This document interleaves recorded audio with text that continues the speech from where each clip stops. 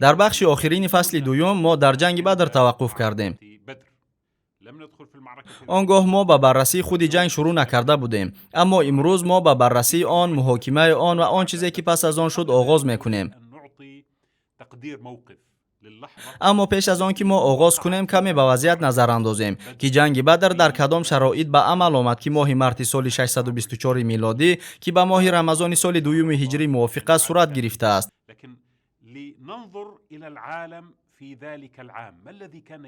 برای پر تصور کردن تصویر بیایید به وضعیتی که در آن سال تمام جهان زندگی میکرد نظر اندازیم که برای این خریطه سیاسی بین المللی آن زمان را میگیریم، یعنی سال 624. ما به خاور میانه و به حادثه های نظامی که پیوسته در این منطقه بین ساسانیان فارس و ویزانتیا وارثان امپریای روم ادامه داشتند توجه خاصه خواهیم داد.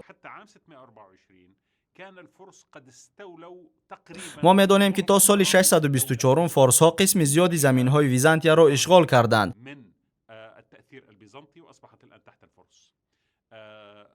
شام از زیر تاثیر ویزانتیا برآمد و به زیر تاثیر فارس ها گذشت. مصر نیز زیر حکمرانی فارس ها گذشت. یمن نیز البته از دوران پیش زیر حکمرانی فارس ها بود.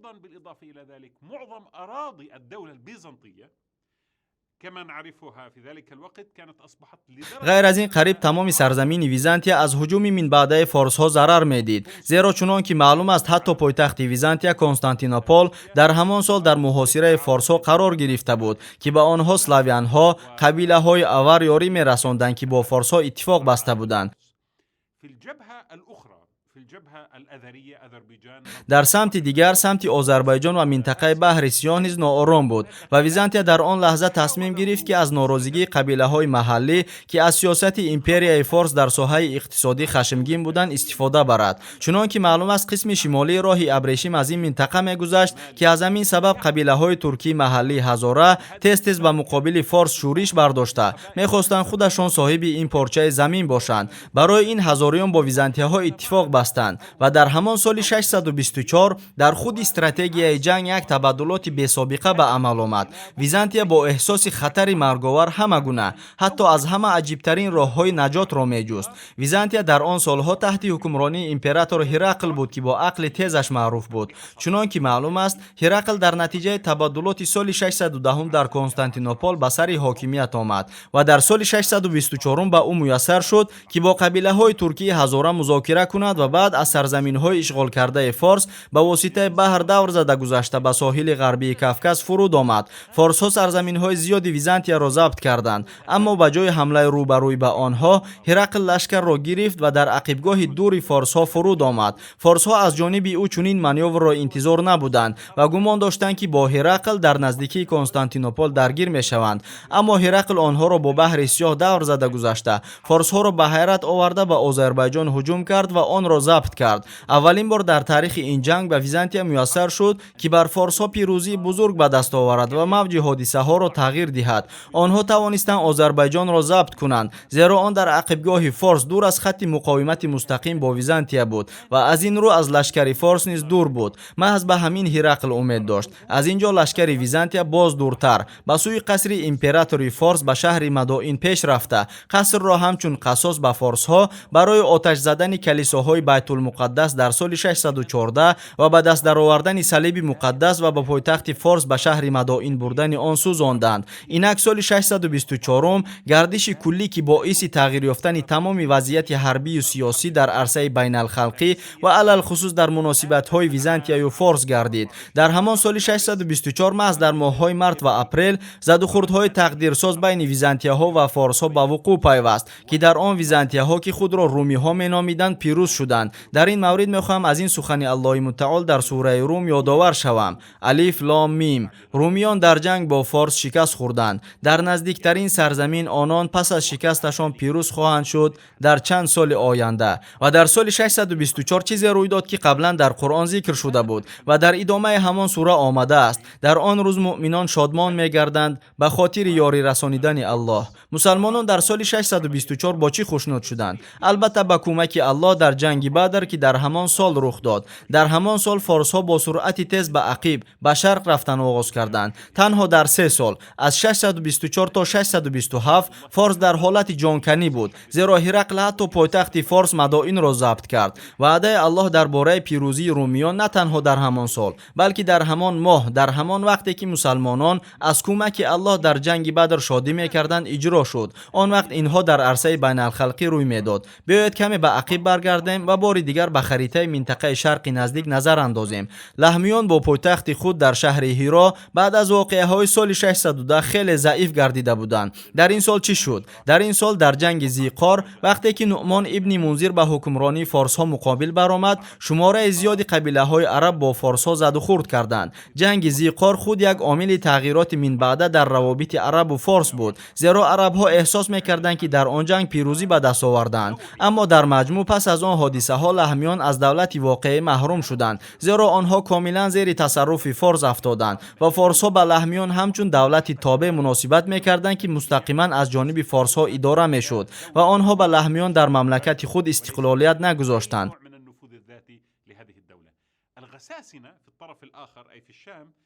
در برابر این غسانیان که در شام میزیستند، چنان که معلوم است در نبرد با فارس شکست خوردند. فارس ها وارد دمشق شدند، به بیت المقدس در آمدند. از این رو دولت غسانیان که به ویزانتیا ها تابعیت داشت فرو ریخت. غسانیان نصرانیان پروسلاوی بودند که در طرف ویزانتیا بودند و برای این آنها شکست خوردند. اینک در این سالها محور فلسطین و عراق خراب و بحال شد.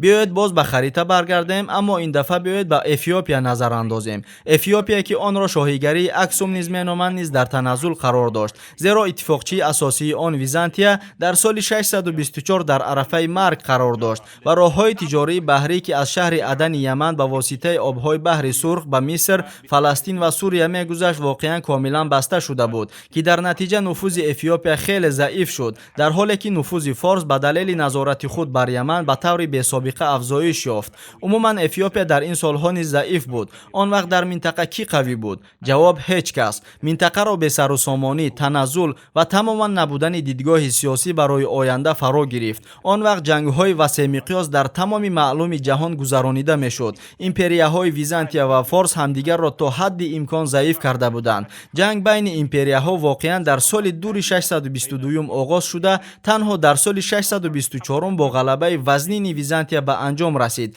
یعنی حالا سخن درباره جنگ 22 ساله متصل بین دو امپریای عظیم می رود، وقتی که دو قوه اینقدر کلان به هم بر میخورند و تمام جهان را چپه کرده تمام سیستم بین الخلقی را ویران میکند که بعد از آن تمام خلقها چطور زندگی کردند و سرنوشت من بعد خود را نمیدانند. چون این تنزل به اقتصاد جهانی نیز دچار آمد. اکثریت راههای سودا از کار ماندند. آن راههایی که از آسیای میانه میگذشتند، راههایی که از شمال از قدقد بحر کاسپی و با جنوب خلیج فارس میگذشتند، همه خالی بودند. کاروانها از جنگ کلی قریب نمی رفتند. از این رو طبیعی است که راههای دیگر تجاری که از یمن آغاز یافته با بحر سرخ ادامه یافته بعداً از طریق غزه به اروپا می رفتند نیز عمدتاً مسدود شدند. اقتصادیات جهانی در تنزل عمیق قرار داشت، کم بضاعت اوج می گرفت و پس از آن سال مشهور 624 آمد. اکنون به وضعیت می نگریم که در آن وقت نیم جزیره عرب در کدام حالت بود. پیش از این مکه از پیروزی فارس ها بر رومیان شاد می شد، ولی نه از آن سبب که فارس ها بت پرست بودند. نه، فارس ها به بت ها نمی پرستیدند. فارس ها زردشتی بودند، اما قریشی ها از پیروزی آنها صمیمانه شاد شدند، زیرا نظارت فارس ها در این منطقه به معنای پایان تجارت بحری توسط بحر سرخ و افزایش تجارت زمینی توسط بیابان ها بود. از این رو ما قاعده را برآوردیم که چنین صدا می دهد: کشتی های بحری هر قدر کمتر به راه برآیند، کشتی های بیابان همان قدر بسیار به راه می برآیند. کاروان های قریش از مال ها پر می شدند که به دلیل جنگ همه‌جانبه که بندرهای بحری را بسته بود، ترانزیت آنها دیگر توسط بحر انجام داده نمی شد. البته در چنین وضعیت قریشی ها از پیروزی فارس ها به نهایت شاد شدند، در حالی که مسلمانان پیروزی ویزانتیا را برتری می دانستند، اما نه از آن سبب که ویزانتیا ها نصرانی بودند، بلکه برای آنکه اگر ویزانتیا ها پیروز شوند قوت قوت و قدرت قریش از سبب سود شدن اقتصادشان ضعیف میشد. علاوه بر این پیروزی ویزانتیا به منفعت افیوپ ها بود که در آن زمان به درجه اتفاقچی مسلمانان بود که مسلمانان در این کشور یک هیئت سفارت داشتند و تحکیم اتفاقچی مسلمانان به منفعت خود مسلمانان بود، زیرا در نهایت کار این باعث افزودن وزن و خود مسلمانان در منطقه می‌گردید. اینک قریشی ها در آن وقت در محاصره اقتصادی قرار داشتند. چرا این طور شد؟ زیرا تمام سال 624 مکی ها با راه‌های مقرری سودا کرده نمی‌توانستند. از ماه رمضان سال یکم هجری سر کرده تا ماه رمضان سال دوم هجری، یعنی در یک سال دسته‌های مسلمانان با امر پیامبر صلی الله علیه و سلم در راه‌های تجارتی قریش بین مدینه و مکه 8 هجوم به انجام رسانیدند. راه تجارت قد ساحل بحر سرخ اکثر وقت حمله کرده میشد.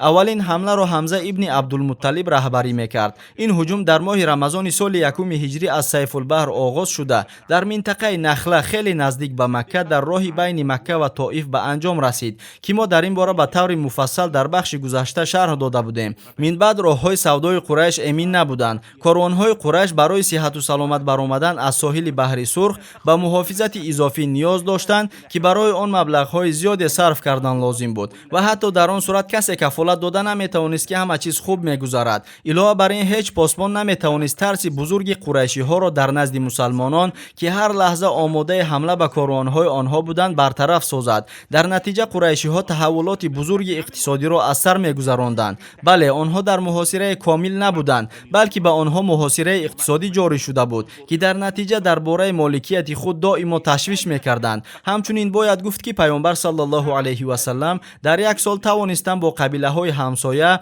بنی دمره و جهینه پیمان های مهم به دست آورند. به خریطه نگرید و شما میبینید که در شمال مکه قبیله خزاعه زندگی میکرد. خزاعه نیز اتفاقچی پیامبر صلی الله علیه و سلم شدند. در شمال سرزمین خزاعه سرزمین بنی دمره بود که نیز پس از غزوات ابوا با پیامبر صلی الله علیه و سلم به اتفاق درآمد. در شمال سرزمین جهینه بود که نه تنها با پیامبر صلی الله علیه و سلم اتفاق بسته بود، بلکه با یاری جاسوسانی خود به او در معلومات انکشافی کمک میکرد. در نتیجه ساحل بحر سرخ برای قریشی ها دیگر به خطر نبود. من بعد قطعه ساحل از مدینه تا ینبو با پیغمبر صلی الله علیه و سلم اتفاق شد و مدینه نه تنها حدود خود را بلکه تمام قسم شفت ساحل تا خود بحر اداره میکرد. وقتی قریشی‌ها کاروان‌ها را از آن موضع باید پیش می‌بردند، می‌دانستند که از قلمرو دشمن می‌گذرند و باید چاره‌های ضروری را اندیشند و این لکه تاجران را وادار ساخت که باوری خود را به قدرت اقتصادی مکه از دست دهند که این معنای سکوت نزدیک آن را داشت. از این رو با قطعیت می‌توان گفت که همه 8 حمله‌ای که پیامبر صلی الله علیه و سلم بر راه‌های تجارتی قریش فرستاده بود، همه به جنگ بدر آورده رسانیدند. قریش چاره جز فرستادن لشکر به سوی مدینه نداشت، زیرا در عکس حال اگر استراتژی پیامبر صلی الله علیه و سلم که از هجوم‌های پیوسته به کاروان‌ها عبارت بود من بعد ادامه می‌یافت، مکه نه تنها مقام اقتصادی خود را بلکه احترام عرب‌ها را نیز کاملا از دست می‌داد، زیرا عرب‌ها می‌فهمیدند که محمد در یثرب دیگر گریزه بدرغه نه بلکه راهبر دولت است که وی اتفاقچیان و لشکری منتظم پیدا کرده است. ضمناً در 4 حمله‌ای که پیامبر صلی الله علیه و سلم در سال یکم هجری شخصاً رهبری می‌کرد، نیروهای مسلمانان حدود 200 نفر را تشکیل میداد. این رقم استاتیکی خیلی مهم است اگر سخن درباره شخص رود که همگی چند ماه پیش به مدینه آمده است و در ظرف یک چند ماه گروه اسکران را که در مدت کوتاه‌ترین در زیر بیرق جنگی ایستاده میتوانند مسلح و تعلیم داد. در دوام روز این 200 نفر برای رفتن به هر معرکه‌ای که پیامبر صلی الله علیه و سلم میفرمودند آماده بودند. این معنای آن را دارد که در مدینه روحیه حربی و ساختارهای نظامی تشکل یافته است. در مدینه هم ضرورت به دست آوردن دایره وسیع اتفاقچیان را که پیامبر صلی الله علیه و سلم در قبیله های حجاز یافتند فهمیدند. از این رو پیش از جنگ بدر 2 تصویر را مشاهده کردن ممکن است. تصویر اول مکه است که از پراکندگی راهبرانش رنج میکشد که ما در بخش‌های قبلی درباره آن صحبت کردیم. مکه ای که اقتصادیاتش تحت خطر است، مکه ای که از موقع خود در بین عرب‌ها میترسد. تصویر دوم مدینه است که اهالی آن یک جامعه کاملا نو که از ساکنان اصیل شهر با نام انصار و از مسلمانان قریش با نام مهاجر جمع آمدند. یک جای آنها توانستند در بین قبیله‌های گوناگون عرب اتفاقچیان پیدا کنند. علاوه بر این در مدینه نظام سخت حربی عمل میکرد که امکان میداد که در کوتاه‌ترین مدت یک دسته نظامی عبارت از چند صد نفر هوسمند را جمع کرده تواند و آماده حمله به هر یک دشمنی که دشمن در آنجا انتظار نیست هجوم کند که در آینده نزدیک روی می‌دهد وقتی قریشی ها با لشکر پیامبر صلی الله علیه و سلم در نبرد بدر برخورد میکنند. پس از آن وضع در منطقه به کلی تغییر خواهد یافت که ترتیبات قبلی این منطقه دیگر بر نمیگردد. این است که در قرآن این نبرد روز فرقان نامیده شده است، زیرا در این روز وضعیت در منطقه به کلی تغییر یافت و تاریخ گویا به واقعه‌های تقسیم شد که پیش از این جنگ و بعد از آن به عمل آمده است. سرنوشت منطقه و سپس تمام جهان به پیش از جنگ بدر و بعد از آن تقسیم شده بود، زیرا بعد واقعه‌های بزرگ به وقوع پیوست که ما درباره آنها در بخش‌های من بعد نقل می‌کنیم. السلام علیکم و رحمت الله. тамошобинони гиромӣ, агар хоҳед ки наворҳои мо зуд ва бардавом бароянд, пас зер кардани тугмачаи лайкро фаромӯш накунед. албатта дар шабакаи мо обуна шавед ва видеоҳои моро ба дигарон бирасонед, зеро расонанда мисли амалкунанда соҳиби мукофот мегардад.